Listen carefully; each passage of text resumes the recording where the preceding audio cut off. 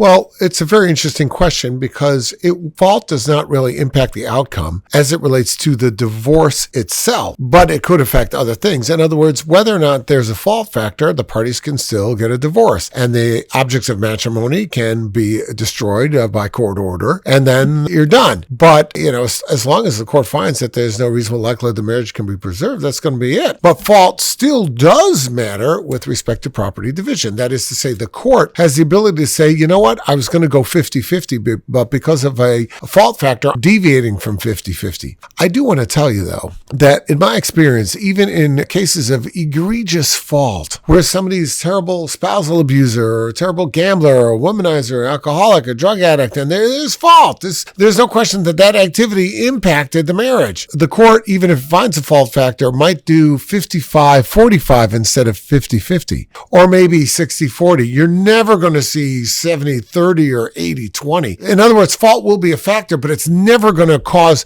too much of a deviation off the 50-50 paradigm. Now, fault comes up in different ways. The common thing of fault is infidelity, but fault can lie in the dissipation of marital assets. It can lie in other types of factors which the court might use to make a determination on whether or not it should impact alimony, for example. The court might find that a fault factor results in alimony or results in more alimony because of it, or less alimony if the court finds that a fault factor is going in the other direction. It could also be a factor in that while it doesn't impact the divorce, remember one thing, moral fitness of the parties is a relevant factor in determining custody. It's one of the custody 12 best interest factors.